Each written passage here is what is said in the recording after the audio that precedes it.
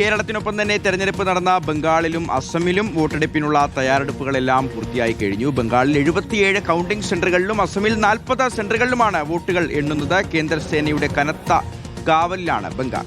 QR code scan ചെയ്ത് മാത്രമേ വോട്ടെണ്ണൽ കേന്ദ്രത്തിലേക്ക് ആളുകളെ കടത്തിവിടൂ. അസമിൽ 126 മണ്ഡലങ്ങളിലേക്കായി 40 വോട്ടെണ്ണൽ കേന്ദ്രമാണ് ഒരുക്കിയിട്ടുള്ളത്. ആദിൽ പാലോടുണ്ട് വിശദാംശങ്ങൾ നൽകാൻ. Good morning Adil.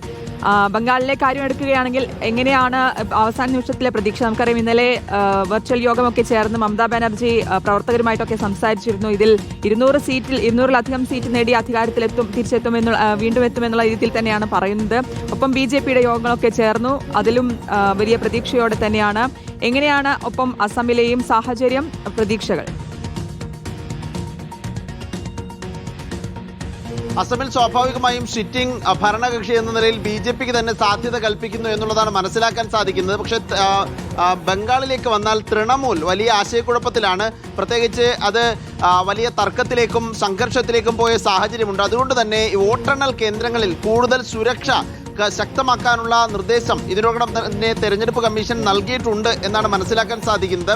പ്രത്യേകിച്ച് കഴിഞ്ഞ ദിവസങ്ങളിലൊക്കെ വോട്ടെണ്ണൽ കേന്ദ്രങ്ങളിൽ കേന്ദ്ര ഉദ്യോഗസ്ഥരെ, കേന്ദ്ര സർക്കാർ ജീവനക്കാരെ നിയോഗിച്ചുകൊണ്ടുള്ള ഇലക്ഷൻ കമ്മീഷന്റെ നിർദ്ദേശം അംഗീകരിക്കാൻ കഴിയില്ല എന്നറിയിച്ചുകൊണ്ട് സുപ്രീം കോടതിയെ സമീപിക്കുകയും പക്ഷേ സുപ്രീം കോടതി ആ ഉത്തരവ് തൽക്കാലം മാറ്റാൻ നിർവാഹമില്ല എന്നറിയിക്കുകയും ചെയ്തിരുന്നു.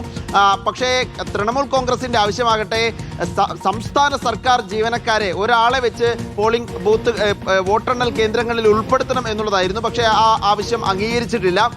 അതൊക്കെ തെരഞ്ഞെടുപ്പ് അട്ടിമറിക്കാനാണ് എന്ന വാദമാണ് തൃണമൂൽ കോൺഗ്രസ് മമതാ ബാനർജിയും ഉയർത്തുന്നത്. എങ്ങനെ വന്നാലും 200 സീറ്റുകളിലധികം നേടി വലിയ ഭൂരിപക്ഷം കിട്ടും എന്നാണ് മമതാ ബാനർജിയുടെ ആത്മവിശ്വാസം. അതേസമയം BJP ക്യാമ്പുകളും എക്സിറ്റ് പോളുകൾക്ക് പിന്നാലെ വലിയ ആത്മവിശ്വാസത്തിലും പ്രതീക്ഷയിലുമാണ്.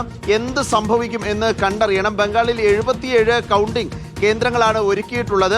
അസമിലാകട്ടെ 40 സെന്ററുകളും ഒരുക്കിയിട്ടുണ്ട്. ഇവിടെയൊക്കെ പലയിടത്തും വലിയ സുരക്ഷ ഇതിനോടകം തന്നെ സജ്ജീകരിച്ചിട്ടുണ്ട് എന്നാണ് മനസ്സിലാക്കാൻ സാധിക്കുന്നത്.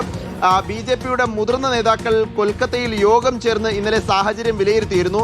ഇനി അഥവാ അധികാരത്തിലെത്തുകയാണെങ്കിൽ മറ്റു തർക്കങ്ങളില്ലാതെ എത്രയും വേഗം സർക്കാർ രൂപീകരിക്കുന്നതടക്കമുള്ള കാര്യങ്ങൾ പ്രാഥമികമായി ചർച്ചയിൽ വന്നു എന്നാണ് മനസ്സിലാക്കാൻ സാധിക്കുന്നത്.